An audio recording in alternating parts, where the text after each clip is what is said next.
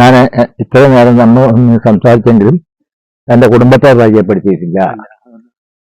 Jessy. നമസ്കാരം, എൻ്റെ പേര് ജെസ്സി. ഞങ്ങള് തൊടുപുഴ ഉടുമ്പന്നൂർ ചീനിക്കുഴി എന്ന സ്ഥലത്തായിരുന്നു താമസിച്ചിരുന്നത്. അവിടുന്നാണ് കാളികാവിലോട്ട് മലബാറിലോട്ട് സ്ഥലം കയറി മാറി താമസിക്കാൻ വന്നത്.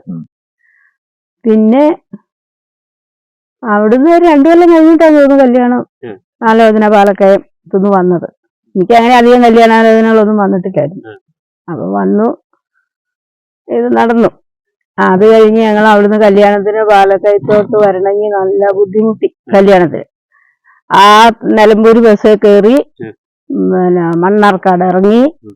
അത് കഴിഞ്ഞിട്ട് കാഞ്ഞിരപ്പുഴയ്ക്ക് വന്നു. കാഞ്ഞിരപ്പുഴ വന്നു കഴിഞ്ഞിട്ട് പിന്നെ അവിടുന്ന് ജീപ്പിന് അന്ന് ഡാം പണിയാ, ഇല്ല ജീപ്പ് വരുന്നില്ല, ഡാം പണിയാ. അപ്പൊ അവിടുന്ന് ഇറങ്ങി നടന്ന് ഈ പുഴയുടെ കരയിലെത്തി. എന്നിട്ട് പിന്നെ അവിടുന്ന് ഈ പാണ്ടിയെ കയറി അവിടുന്നാണ് പള്ളിയിലോട്ട് ഇറങ്ങിയത്. അപ്പൊ ഭയങ്കര ബുദ്ധിമുട്ടാ. ജീവിതത്തിൽ ആദ്യമായിട്ട് ഇതൊക്കെ ഇങ്ങനെ അതെ വഴി നടക്കണതും എല്ലാം. പിന്നെ വീട് കുറച്ച് മലയിലായിരുന്നു. പിന്നെ കല്യാണം ജോസന്റെ വീട്. പിന്നെ അവിടുന്ന് അങ്ങോട്ട് വീട്ടിലോട്ട് കയറി. പിന്നെ അവിടെ മലമ്പ്രദേശമല്ലേ, അപ്പൊ അതിൻ്റെതായ ബുദ്ധിമുട്ടുകളൊക്കെ എനിക്ക് അനുഭവപ്പെട്ടു. പിന്നെ അവിടുന്ന് അങ്ങനെ അതെല്ലാം തരണം ചെയ്ത് ജീവിച്ചു. 2 മക്കളുണ്ടായി. അവരെ അവിടെ പാലക്കയത്താണ് പഠിച്ചത്, 2 പേരും, ഒരാണും ഒരു പെണ്ണും. അത് കഴിഞ്ഞിട്ട് പിന്നെ അവിടുന്ന് പിന്നെ പിള്ളേര് അട്ടപ്പാടിക്ക് പഠിപ്പിച്ചു മോളെ. മോനെ അലനല്ലൂർ സ്കൂളിൽ വിട്ട് പഠിപ്പിച്ചു. അത് കഴിഞ്ഞ് എല്ലാം കഴിഞ്ഞ് അവര് SLC എല്ലാം കഴിഞ്ഞ് മണ്ണാർക്കാട് പഠിച്ചു. മോനെ തച്ചമ്പാറയെ പഠിച്ചത്. അവള് ഡിഗ്രി പാസ്സായത് വിക്ടോറിയ, BA പാസ്സായി. അത് കഴിഞ്ഞ് PGDCക്ക് പോയി. 1 കൊല്ലം MES സ്കൂളില് പഠിപ്പിച്ചുകൊണ്ടിരിക്കുമ്പോഴാണ് കല്യാണം. അങ്ങനെ അത് കഴിഞ്ഞു. അവർക്ക് 2 മക്കളും ഉണ്ട്. സന്തോഷമായിട്ട് അവർ ജീവിക്കുന്നു. മോന് ചെന്നൈയിലാണ്. മോളെ സുമീന്നാ വിളിക്കാറ്. മരുമകൻ ബിനോജ്. പിന്നെ പിള്ളേര് ഉള്ളി സ്വന്തം കാര്യങ്ങളും ആയിട്ട് നടക്കുന്നു. പിന്നെ ഒരു വണ്ടി ഉണ്ട്. ഗൾഫിലാണ്. അവരെല്ലാം ദുബായിലായിരുന്നു. പിന്നെ വന്നതാ എല്ലാരും. 2 കുട്ടികള്, ഒരാണും ഒരു പെണ്ണ്. മൂത്ത കൊച്ച് +1 പഠിക്കുന്നു അവിടെ തന്നെ. പിന്നെ മറ്റവള് CBSE സ്കൂളില് വടകര. അവിടുത്തെ SLC എഴുതിയിട്ട് വന്നിട്ടുണ്ട്. ഇനി ഇവിടെ പഠിക്കുന്നത്. മകന്റെ പേര് മുകേഷ്. അവൻ ചെന്നൈയില് മറ്റേ ആണവനിലയം, കുടംകുളം ആണവനിലയം, കൽപ്പാക്കം, അവിടെ. മരുമകള് അവിടുത്തെ ഹോസ്പിറ്റലില് BSc നേഴ്സാണ്. പ്രമിത. 2 പിള്ളേര്. മൂത്തത് കെവിന് 3ാം ക്ലാസ്സിൽ പഠിക്കുന്നു. രണ്ടാമത്തത് ക്രിസ്ത്യൻ, അവന് LKG. എന്റെ അമ്മയുടെ പേര് ഏലിക്കുട്ടി, അച്ഛന്റെ പേര് ആന്റണി എന്നായിരുന്നു. ഇല്ല, 2 പേരും മരിച്ചു. പിന്നെ 5 ആങ്ങളമാരും ഒരനീത്തി. അങ്ങനെ ഞങ്ങൾ 7 മക്കളായിരുന്നു. അവരെല്ലാരും ഇപ്പോഴും നല്ല പേർ തന്നെയാണ്. ഞങ്ങള് കുടുംബം മുഴുവനും ഇവിടെ തന്നെ.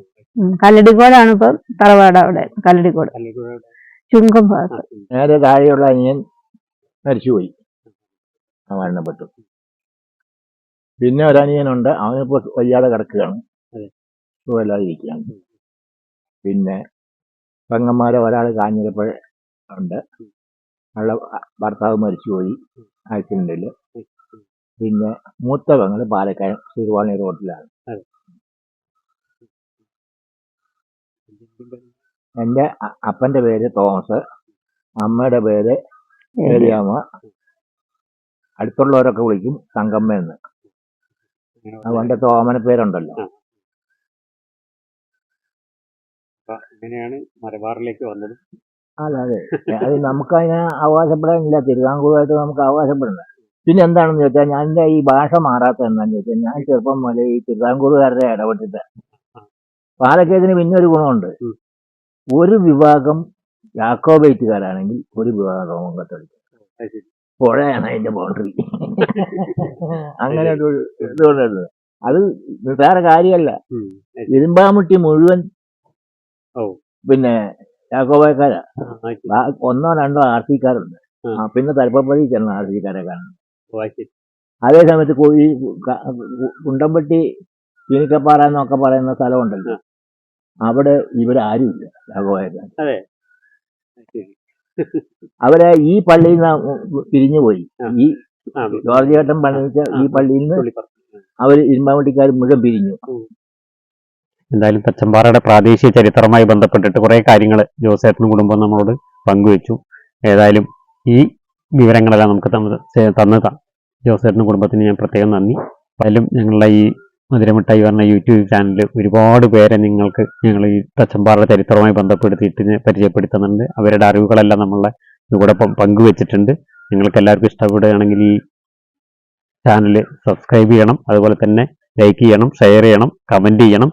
ഞങ്ങൾക്ക് പുതിയ പുതിയ ആളുകളെ കണ്ടെത്തുകയും അതുപോലെ അവരിൽ നിന്നുള്ള വിവരങ്ങൾ ശേഖരിക്കുന്ന നിങ്ങളുടെ എല്ലാ ഭാഗത്തുനിന്നുള്ള സഹകരണം ഉണ്ടെങ്കിലും ഇതുപോലെയുള്ള ആളുകളെ ഞങ്ങൾക്കൊന്ന് ചൂണ്ടിക്കാണിച്ചു തരണം. എങ്കിൽ മാത്രമാണ് ഞങ്ങൾക്ക് എത്തിപ്പെടാൻ പറ്റുള്ളൂ. പരമാവധി ഞങ്ങൾ എല്ലാവരെയും സമീപിക്കുന്നുണ്ട്. എങ്കിലും ഞങ്ങളെ ശ്രദ്ധയിൽപ്പെടാത്ത ആരെങ്കിലും ഉണ്ടെങ്കിൽ അവരെയും കൂടി ഒന്ന് നമ്മളുടെ ഈ ചാനലിൽ കൂടെ നമുക്ക് വിളിച്ചെത്തി കൊണ്ടുവരണം. അവരുടെ കാര്യം കൂടി നമുക്ക് ചോദിച്ചു മനസ്സിലാക്കാം. അതിനുള്ളൊരു അവസരം കൂടി ഉണ്ട്. എല്ലാവരും സഹകരിക്കണമെന്ന് അഭ്യർത്ഥിക്കുന്നു. എനിക്ക് എന്റെ ഓർമ്മയിലുള്ള അറിയാവുന്ന കാര്യങ്ങളാണ് ഞാൻ ഇപ്പൊ പറഞ്ഞത്. അത് ചിലപ്പോൾ ചില അപാകതകൾ ചിലർക്ക് തോന്നും. അത് പറയാൻ ശ്രമിക്കുക.